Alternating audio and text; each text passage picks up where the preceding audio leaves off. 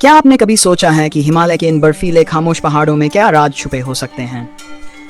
ये पहाड़ जो अपनी भव्यता और खूबसूरती के लिए प्रसिद्ध हैं, क्या केवल इस रूप में देखे जाते हैं या इनके भीतर कुछ और भी है? क्या यहाँ कुछ ऐसा छिपा है जो पूरी मानवता की समझ से बाहर हो? कहा जाता है कि इन हिमालयी दर्रों और अंधेरे जंगलों में एक गुप्त नगरी, एक खोया हुआ शहर कहीं छुपा हुआ हो सकता है जो किसी ने कभी नहीं देखा। क्या ये सिर्फ पुरानी लोक कथाएं हैं या फिर इन कहानियों के पीछे कुछ गहरे और अव्याख्यात रहस्य छुपे हैं? आध्यात्मिक साधु संत और यात्रा करने वाले लोग आज भी इस बात पर विश्वास करते हैं कि इस रहस्यमयी भूमि में ऐसी शक्ति और ज्ञान छुपा हुआ है जो समय और स्थान से परे है। क्या सचमुच यहाँ कुछ अदृश्य गूढ़ताएं हैं जिन्हें विज्ञान कभी हल नहीं कर सकेगा? या फिर ये पहाड़ हमें कुछ और ही बताना चाहते हैं? आज हम इस यात्रा पर निकलेंगे जहां हर मोड़ पर रहस्यों और खतरों की परछाइयां हैं। क्या हम उन रहस्यों को उजागर कर पाएंगे जो सदियों से किसी की नजरों से ओझल हैं? इस महाभारत, रामायण, स्कंद पुराण और अन्य प्राचीन ग्रंथों में कुछ गुप्त लोकों का उल्लेख मिलता है जिनका अस्तित्व आज भी रहस्य बना हुआ है। ये स्थान हमारे भौतिक दृष्टिकोण से परे हैं, और क्या ये केवल मिथक हैं या फिर इनका आधार वास्तविकता में कहीं छिपा हुआ है? सिद्धाश्रम, जानगंज और गंधर्वलोक, ये अदृश्य स्थान प्राचीन ग्रंथों में वर्णित हैं। कहा जाता है कि ये स्थान साधकों, ऋषियों और देवताओं के निवास स्थान रहे हैं, जहां केवल कुछ विशेष लोग ही पहुंच सकते हैं। इन स्थानों की विशेषता यह है कि वे हमारी समझ से परे होते हैं, जैसे समय और स्थान की परिभाषाएं यहाँ अलग होती हैं। यहाँ का ज्ञान और शक्ति सामान्य मानव के लिए अविश्वसनीय होती है। क्या ये स्थान अब भी अस्तित्व में हैं? क्या वे किसी अदृश्य आयाम में स्थित हैं जिन्हें हम देख नहीं सकते? या फिर ये स्थान समय के साथ गायब हो चुके हैं, जैसे आकाश में बादल? क्या हम केवल पुरानी कथाओं और किंवदंतियों के माध्यम से इनका पता लगा सकते हैं? हमारे पास इन स्थानों का कोई स्पष्ट प्रमाण नहीं है, लेकिन महाभारत में अर्जुन का ज्ञान प्राप्त करने के लिए गंधर्वलोक में प्रवेश या रामायण में ऋषि मुनियों द्वारा सिद्धाश्रम का संदर्भ हमें यह सोचने पर मजबूर कर देता है कि क्या इन गुप्त लोकों का अस्तित्व कभी था। कुछ मानते हैं कि इन स्थानों की शक्तियां आज भी उस समय के समान प्रभावी हैं, लेकिन केवल कुछ विशेष साधक ही उनके संपर्क में आ सकते हैं। क्या ये स्थान हमारे लिए अप्राप्य हैं या हम भी कभी इन तक पहुंच सकते हैं? क्या ये सिर्फ मिथक हैं या फिर इनका आधार किसी वास्तविकता में छिपा हुआ है? इन गुप्त लोकों के रहस्यों को सुलझाने का प्रयास आज भी जारी है, और शायद यह हमारे समय से परे एक गहरी सच्चाई को उजागर करने का प्रयास है। अनगिनत रहस्यों से घिरी वह भूमि जहां हर चट्टान, हर घाटी और हर गुफा अपने भीतर अनसुलझे प्रश्न समेटे हुए हैं। ये केवल एक पर्वत श्रृंखला नहीं, बल्कि एक जीवित रहस्य है जहां समय समय पर ऐसी घटनाएं घटती हैं जो हमारी समझ से परे हैं। योगियों के दावे, अदृश्य नगरों का रहस्य। सदियों से हिमालय में तपस्या करने वाले संतों और योगियों ने असाधारण अनुभवों का वर्णन किया है। कई साधु दावा करते हैं कि उन्होंने अपने ध्यान में अदृश्य नगरों के दर्शन किए हैं। कुछ इन्हें ज्ञानगंज कहते हैं, एक ऐसा दिव्य स्थान जो केवल आध्यात्मिक रूप से जागृत लोगों को ही दिखाई देता है। वहीं कुछ इसे शंभला का नाम देते हैं, एक छिपा हुआ लोक जहां ज्ञान, विज्ञान और आध्यात्म का संगम होता है। लेकिन यह प्रश्न अब भी बना हुआ है, क्या ये केवल ध्यान में देखे गए दृश्य हैं या वास्तव में हिमालय की गहराइयों में कोई अदृश्य नगर छिपा हुआ है? ट्रेकरों और सेना द्वारा रिपोर्ट की गई रहस्यमयी घटनाएं। केवल योगी ही नहीं, बल्कि सेना के जवान, पर्वतारोही और ट्रेकर भी हिमालय में होने वाली असामान्य घटनाओं के साक्षी रहे हैं। अचानक गायब होने वाले रास्ते।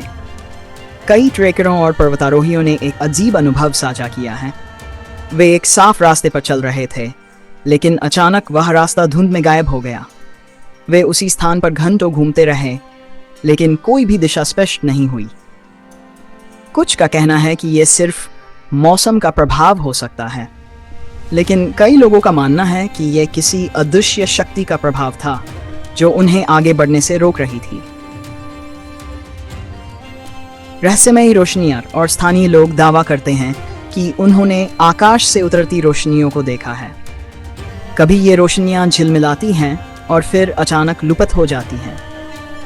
कुछ का कहना है कि ये दिव्य शक्तियां हैं, जबकि कुछ इसे उन्नत तकनीक मानते हैं जो अब भी इन पर्वतों में छुपी हुई है। सेना के जवान और स्थानीय लोग एक और रहस्यमयी घटना की रिपोर्ट कर चुके हैं। कई लोगों ने घाटियों और पर्वतों से आती अजीब आवाजें सुनी हैं। कुछ के अनुसार ये ध्वनियां वैदिक मंत्रों जैसी हैं, तो कुछ ने किसी विशाल यंत्र के चलने की आवाज सुनी है। लेकिन जब उन्होंने उन स्थानों की खोज की, वहां कुछ भी नहीं था। क्या यह कालचक्र मंदिर से जुड़ा कोई संकेत है, या फिर हिमालय के भीतर कोई अज्ञात शक्ति अभी भी जागृत है? क्या हिमालय में छिपा है कोई प्राचीन रहस्य? यह सवाल अब भी बना हुआ है। क्या हिमालय के भीतर सच में कोई अदृश्य सभ्यता छुपी हुई है? क्या योगियों के दावे केवल कल्पना है या कोई गहरी सच्चाई? और सबसे महत्वपूर्ण, क्या इन घटनाओं का संबंध कालचक्र मंदिर से है? क्या यह केवल संयोग है? क्या विज्ञान इस रहस्य को सुलझा सकता है? क्या यह संभव है कि जिन रहस्यमय घटनाओं और लोकों का वर्णन हमारे प्राचीन ग्रंथों में मिलता है, वे केवल कल्पना नहीं बल्कि किसी गहरे वैज्ञानिक सत्य का हिस्सा हों? क्या ऐसा हो सकता है कि यह दुनिया, जिसे हम अपनी इंद्रियों से अनुभव करते हैं, केवल एक सीमित दृष्टिकोण है और कहीं न कहीं कुछ और भी छिपा हुआ है? क्वांटम फिजिक्स और अदृश्य लोक। एक वैज्ञानिक प्रयोग करता है और देखता है कि एक ही कण दो जगहों पर एक साथ मौजूद है।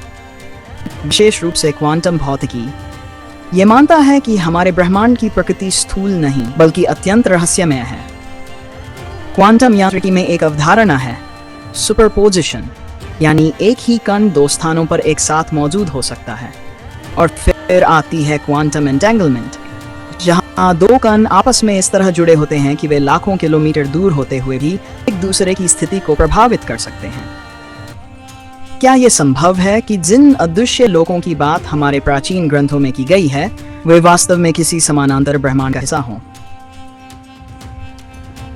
क्या हमारी चेतना इस चीनी झिल्ली को पार करके किसी अन्य लोक में प्रवेश कर सकती है? ध्यान और साधना, दूसरे आयाम के द्वार।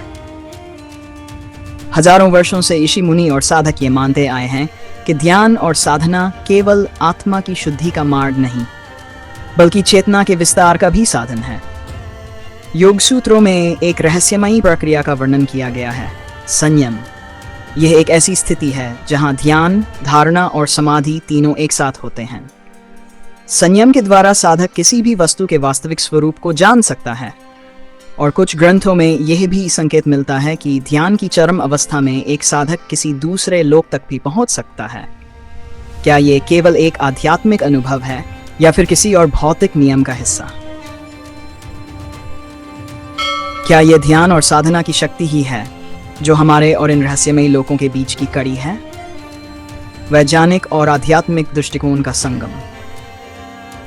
आज विज्ञान और अध्यात्म के बीच की दीवारें धीरे धीरे टूट रही हैं। वैज्ञानिक अब चेतना को भौतिक ब्रह्मांड से अलग एक शक्ति मानने लगे हैं। अगर ब्रह्मांड की हर चीज कंपन और ऊर्जा का खेल है, तो क्या यह संभव नहीं कि गहरी ध्यान अवस्था में हमारी चेतना भी इन ऊर्जाओं के माध्यम से किसी और लोक से जुड़ सके? क्या आने वाले समय में विज्ञान ये साबित कर सकेगा कि ध्यान ऊर्जा तरंगों को इस प्रकार बदल सकता है कि हम किसी और आयाम में प्रवेश कर सकें? क्या यह केवल कल्पना है या फिर कोई छुपा हुआ सत्य? क्या हम इन अदृश्य शहरों के रहस्य को कभी सुलझा पाएंगे? क्या आधुनिक विज्ञान और आध्यात्मिक चांद मिलकर इस गूढ़ पहेली को हल कर सकते हैं? क्या आपने कभी हिमालय में कुछ असाधारण अनुभव किया है? कोई अनसुलझी गूढ़ घटना? हमें कमेंट में बताएं। अगर आपको यह रहस्य रोमांचक लगा तो वीडियो को लाइक करें, शेयर करें और हमारे चैनल को सब्सक्राइब करना न भूलें। इस रहस्य की गहराई में जाने के लिए हमारे साथ बने रहें। अगली वीडियो में हम एक और अनसुलझे रहस्य से पर्दा उठाएंगे। क्या तिब्बत के साधु अब भी कालचक्र तंत्र की रहस्यमयी शक्तियों का उपयोग कर रहे हैं? जल्द आ रहा है।